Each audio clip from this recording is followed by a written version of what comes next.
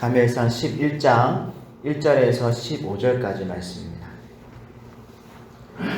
찾으셨으면 1절에서 15절까지 말씀을 한 절씩 교도하고 마지막 절은 함께 읽겠습니다. 1절 제가 먼저 읽습니다. 암몬 사람 나하스가 올라와서 길르앗 야베스에 맞서 진침해 야베스 모든 사람들이 나하스에게 이르되 우리와 언약하자. 그리하면 우리가 너를 섬기리라 하니 암몬 사람 나하스가 그들에게 이르되 내가 너희 오른 눈을 다 빼야 너희와 언약하리라. 내가 온 이스라엘을 이같이 모욕하리라.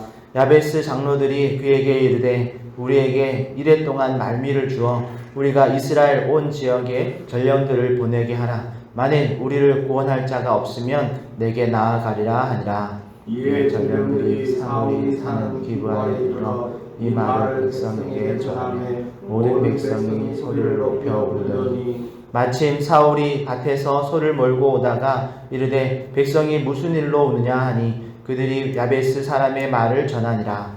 사울이 이 말을 들을 때에 하나님의 영에게 큰 감동되매 그의 노가 크게 일어나 한 결의의 소를 잡아 각을 뜨고 전령들의 손으로 그것을 이스라엘 모든 지역에 두루 보내어 이르되 누구든지 나와서 사울과 사무엘을 따르지 아니하면 그의 소들도 이와 같이 하리라 하였더니 여호와의 두려움이 백성에게 임하매 그들이 한 사람같이 나온지라.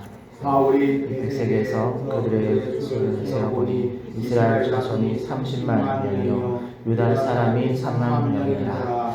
무리가 와 있는 전령들에게 이르되 너희는 길르앗 야베스 사람들에게 이르되 이와 같이 이르기를 내일 해가 더울 때 너희가 구원을 받으리라 하라. 전령들이 돌아가서 야베스 사람들에게 전하매 그들이 기뻐하니라. 야베스 사람들이 이에 이르되 우리가 내일 너희에게 나아가리니 너희 생각에 좋을 대로 우리에게 다하라 하니라. 이튿날 사울이 백성을 3대로 나누고 새벽에 적진 한가운데로 들어가서 날이 더울 때까지 암몬 사람들을 치매 남은 자가 다 흩어져서 둘도 함께한 자가 없었더라.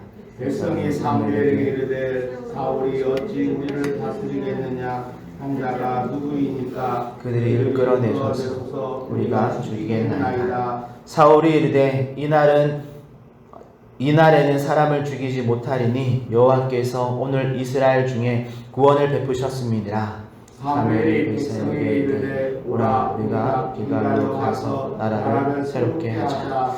모든 백성이 길갈로 가서 거기서 여호와 앞에서 사울을 왕으로 삼고 길갈에서 여호와 앞에 화목제를 드리고 사울과 이스라엘 모든 사람이 거기서 크게 기뻐하더라. 아멘.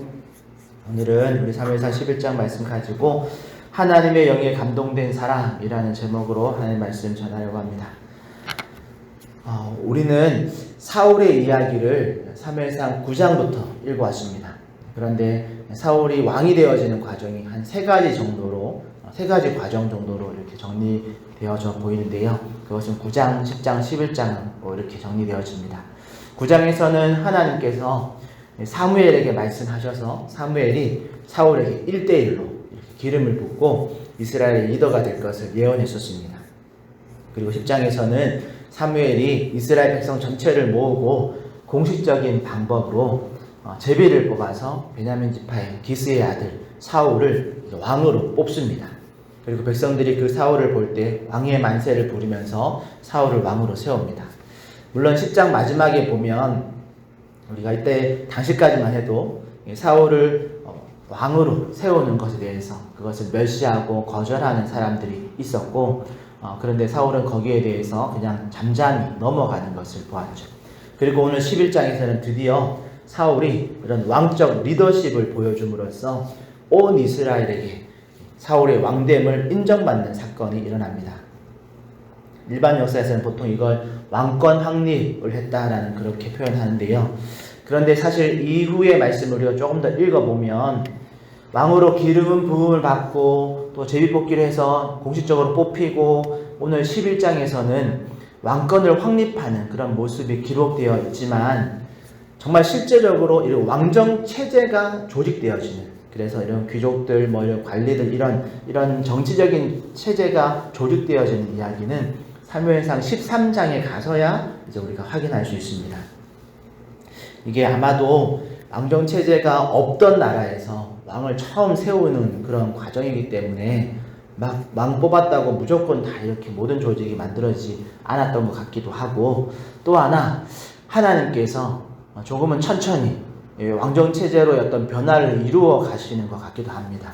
이걸 좋게 보면 하나님께서 차근차근 또 꼼꼼히 또 인간왕을 세웠을 때 일어날 수 있는 여러 가지 변수들을 점검하시고 또 정리하는 그런 시간들을 가졌다라고 볼 수 있고 반대로 생각해 보면 하나님께서 그만큼 이 이스라엘에게 이 인간왕을 세우는 것을 다시 한번 생각해 보면 안 되겠니? 이런 어떤 다시 생각해 볼 수 있는 그런 기회를 주시는 것으로 보이기도 합니다. 여러분 이런 과정에서 오늘 11장은 사울을 왕으로 세우고도 뽑아놓고도 아직 마음이 하나 되지 못한 이스라엘에게 하나의 사건이 일어납니다. 이것 또한 하나님께서 연출해 놓으신 것 중에 하나의 요소인데요. 1절에 보니까 암몬 사람 나하스가 길르앗 야베스를 치러 오는 거죠. 그래서 야베스 사람들은 자신들이 이 암몬을 이기지 못한다라는 것을 알고 전쟁 전에 우리가 너희를 섬길 테니까 우리와 평화 조약을 맺자라고 말을 합니다. 그런데 2절에 보니까 이 나하스는 내가 너희 오른 눈을 다 빼야 그 약속 평화 조약 받아주겠다라는 조건을 걸면서 온 이스라엘을 모욕하고 위협하죠. 이 일로 야베스의 장로들이 이스라엘 전체의 전령을 보내서 자신들을 구원해 줄 사람을 찾는데요. 4절에 보니까 전령들이 사울이 사는 기브아에도 이 소식을 전하고 5절에 보니까 마침 밭에서 소를 몰고 오던 사울에게 이 소식이 들립니다. 그리고 6절에서 사울이 이 말을 들을 때 하나님의 영에게 크게 감동되매 그의 노가 크게 일어났다라고 말하고 있죠. 여기서 5절에 마침이라는 표현이나 또 6절에 사울이 이 말을 들을 때라는 이 시간적인 타이밍적인 어떤 표현들이 모두 하나님께서 지금 이 상황을 연출하고 계시다라는 것을 우리에게 보여주시고 또 이게 또 하나님의 가장 확실한 어떤 섭리라는 것을 우리에게 보여주는 표현이 바로 하나님의 영이 사울에게 크게 감동되었다라는 표현이죠. 사실 우리의 앞선 이 사울에 대한 이야기를 읽어보았을 때는 여러분 사울은 자신이 기름 부음 받은 것에 대해서도 자랑하기보다는 숨기고 또 제비를 뽑혔을 때도 그 자리를 피해서 숨었었습니다. 자신이 왕으로 뽑힌 것을 비방하는 사람들에게도 그저 잠잠히 지나가는 모습을 보여주죠. 이를 통해서 우리가 사울의 어떤 성품, 기질 우리가 알 수 있는데 그것 중에 하나는 사울이 막 어떤 다혈질적인 또 누군가의 앞장서서 뭔가를 진두지휘하는 모습을 볼 수 없었습니다. 그런데 오늘 11장에서는 다릅니다. 마치 평소에 조용하던 사람이 화가 나면 더 무섭다라는 그런 말처럼 사울은 지금 하나님의 영의 충만함을 받고 7절에 보니까 아주 강력한 액션을 취하면서 이스라엘 전체 지파를 그 마음을 하나로 모으는데요.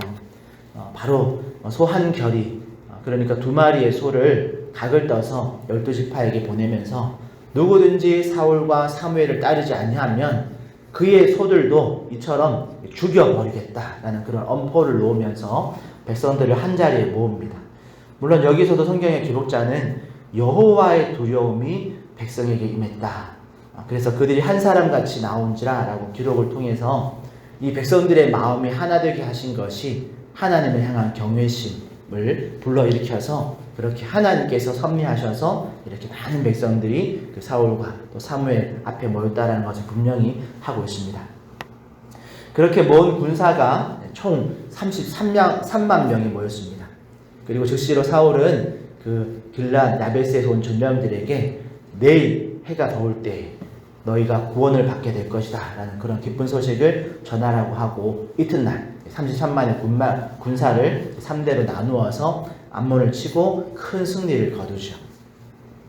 여기서 사울의 이 리더십도 리더십이지만 여러분 야베스 사람들의 마음을 잠깐 생각해 보면 여러분 암몬에게 나하스가 와서 암몬의 나하스가 와서 자신들을 칠 때 정말 꼼짝없이 그냥 며칠 후면 눈 뽑히고 죽임을 당할 것 같은 그런 상황에서 여러분 얼마나 마음을 졸였겠습니까? 그런데 다행스럽게도 사울이 등장해서 구원의 소식을 전해주고 다음날 정말 큰 승리로 구원을 받았으니까 얼마나 기뻤겠습니까? 그런데 그래서 그런지 나중에 사울이 나중에 죽임을 당했을 때 여러분 사울의 시신을 수습하는 그래서 장사 지내준 그 거민이 바로 이 길앗 야베스 사람들입니다. 나중에 어떻게 보면 은혜를 갚은 그런 모습을 볼 수 있죠. 어쨌든 이 큰 승리 이후에 12절 13절의 기록을 통해서 온 이스라엘의 마음이 이제 사울의 왕됨을 완전히 인정하는 그런 장면이 나오는데요. 그것도 백성들이 먼저 사무엘에게 이르되 사울이 어찌 우리를 다스리겠느냐 한 자가 누구니까 그들을 끌어내셔서 우리가 죽이겠나이다 라고까지 말할 정도로 사울의 이 왕권이 확립된 것을 우리가 볼 수 있습니다. 어떻게 보면 이 전투 한 번으로 사울의 왕권 확립이 완전히 이제 완성되어진 거죠.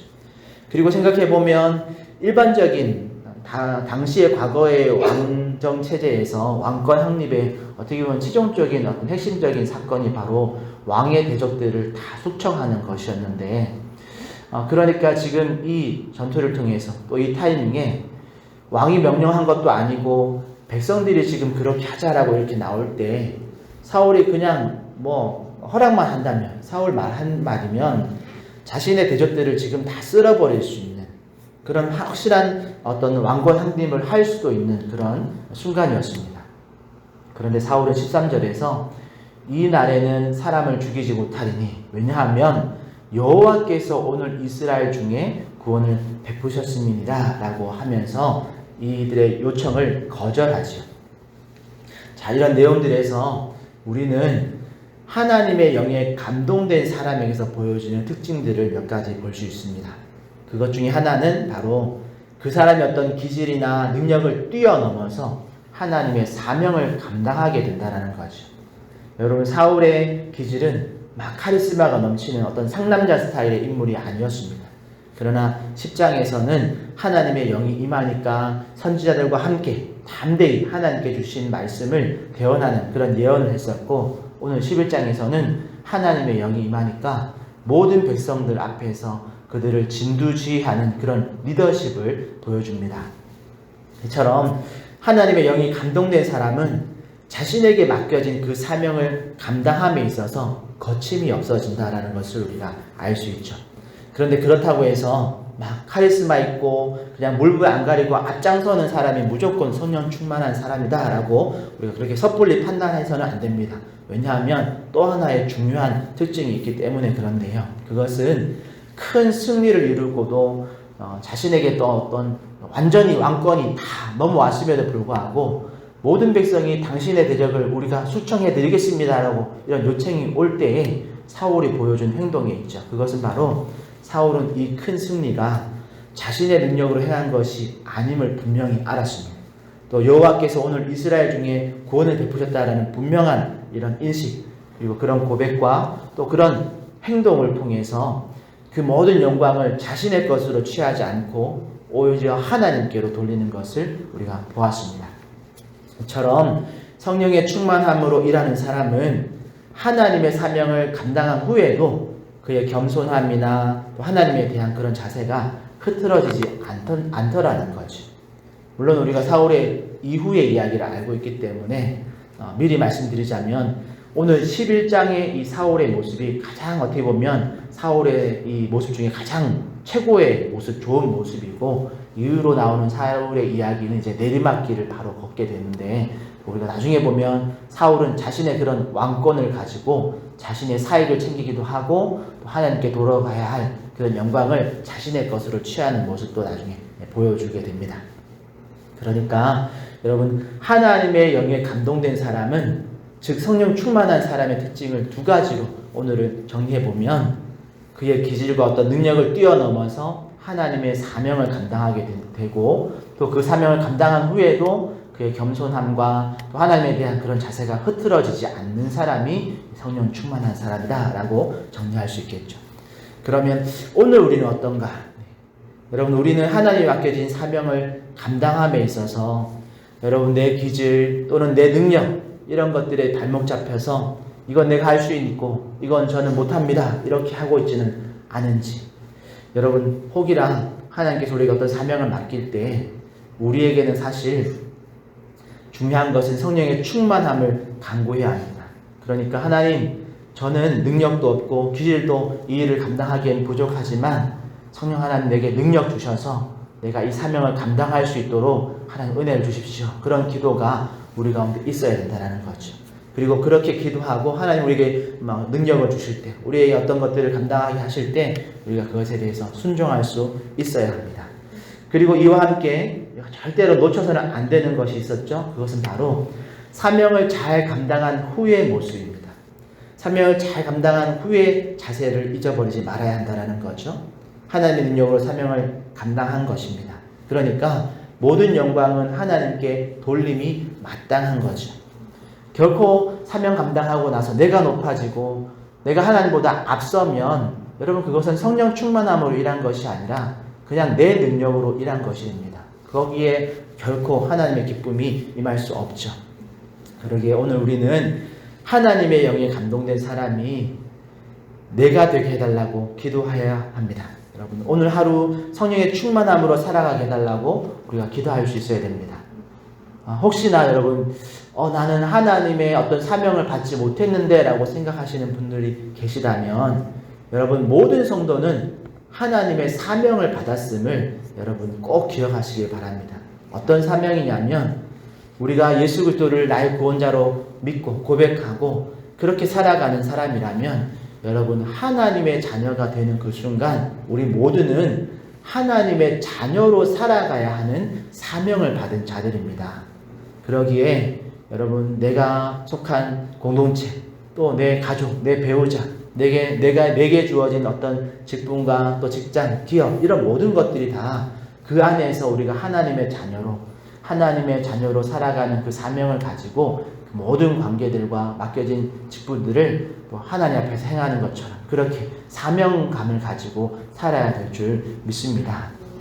그렇다면 내가 속한 공동체나 내게 주어진 그 일들을 우리가 감당할 때 여러분 그 일이 하나님이 내게 주신 사명이다, 내게 주신 십자가다라는 것을 인식하고 하나님의 도움을 구하면서 그 일들을 감당하는 그런 성도가 되어야 될 줄 믿습니다. 그러니 우리의 그런 평범한 일상이라도 그것이 하나님께서 나에게 맡기신 사명이다라는 것을 알고 행하면 그것이 하나님의 일이니까 우리가 성령의 도우심을 구하면서 그 일들을 더 열심히 감당할 수 있는데, 반대로 내게 주어진 그 평범한 일이 하나님에게 내게 주신, 내게 맡기신 사명인 것을 우리가 모르고 행한다면 그냥 그건 내 힘으로, 내 능력으로, 또 내가 힘으로 하면 내가 힘으로 안 되는 것들은 그냥 포기하고 그냥 지나칠 수밖에 없죠. 그러나 하나님께서 내게 주신 사명임을 알고 행한다면 여러분 우리가 더 우리의 일상이지만 하나님께 도움을 구하면서 또 우리가 더 성실하게 그 사명들을 끝까지 감당하게 될 줄 믿습니다. 그러기에 오늘 하루도 우리에게 주신 이 하루를 여러분 하나님께서 내게 주신 사명, 주어주신 하루라는 것을 기억하시면서 하는 작은 것이라도 성령의 도우심을 구하면서 또 성령이 주시는 그런 힘과 능력으로 감당하시고 또 하나님께서 그것을 또 넉넉하게 감당할 수 있는 능력 주실 때에 그것이 내가 한 것이 아니라 하나님께서 내게 주신 능력으로 감당한 것을 또 고백하면서 모든 영광을 하나님께 돌려드리는 그렇게 하나님의 영에 감동된 사람으로 살아가는 우리 모든 성도들 되시기를 예수님의 이름으로 축복합니다. 기도하겠습니다. 하나님 감사합니다. 오늘 말씀을 통해서 사울이 정말 하나님께서 영으로 충만하게 하실 때 그의 기질과 그의 능력을 뛰어넘는 하나님의 사명을 감당하는 그런 순종의 모습을 보았습니다. 하나님, 우리가 이 모습 안에서 특별히 하나님의 일들을 감당하고 난 이후에도 겸손함을 잘 유지하고 하나님과의 관계를 잘 유지하는 우리 사울같이 우리도 오늘 하루 가운데 살아가는 동안 우리에게 주신 사명 잘 감당하고 하나님께 모든 영광을 돌리는 감사의 기도로 하늘을 맞출 수 있는 그런 우리 성령 충만한 우리 모든 성도들 되게 하여 주시옵소서. 하나님 오늘 하루 가운데도 또 우리에게 주어진 많은 일들 앞에서 우리가 그 일들을 두려워하거나 걱정으로 그치지 않게 하여 주시고 특별히 이 첫 시간에 오늘 하루를 하나님께 맡겨드리며 하나님 성령의 능력을 공급해 주시라고 우리가 성령의 충만함으로 주님 앞에 순종하며 오늘 하루를 감당할 수 있게 해달라고 기도하는 우리 모든 성도들 되게 하여 주시옵소서. 감사하며 예수님의 이름으로 기도합니다. 아멘. 하늘에 계신 우리 아버지여, 이름이 거룩히 여김을 받으시오며 나라의 임하옵시며 뜻이 하늘에서 이룬 것 같이 땅에서도 이루어지이다.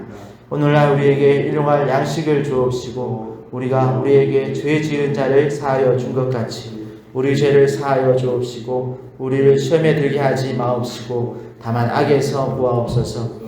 대개 나라와 권세와 영광이 아버지께 영원히 있사옵나이다. 아멘. 말씀을 듣고 기도하실 때 하나님 오늘 또 성령의 충만함 주셔서 하나님 주신 능력으로 우리의 기질, 우리의 능력 이상의 또 일들을 잘 감당할 수 있는 은혜 달라고 기도하시고 또 우리가 그 사명 감당한 이후에도 겸손함과 하나님께 영광 돌리는 일들 잊어버리지 않고 하나님께 영광 돌리는 하루 되게 해달라고 기도하시고 여러분 개인의 기도 제목 가지고 우리 주님 한번 잡고 통성으로 기도하며 나가겠습니다.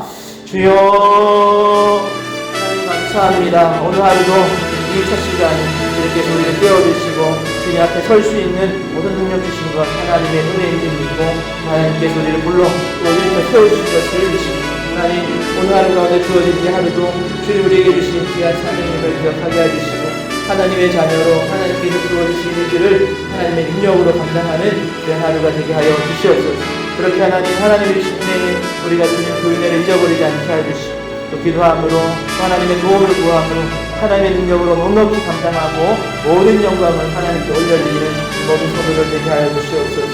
그렇게 성령의 충만한 하나님의 영으로 감동되어진 우리 한 사람 한 사람도 내가 되게 하여 주시고 하나님 그 일들을 감당하며 하나님께 영광 돌리며 찬양하는 귀한 하루가 되게 하여 주시옵소서.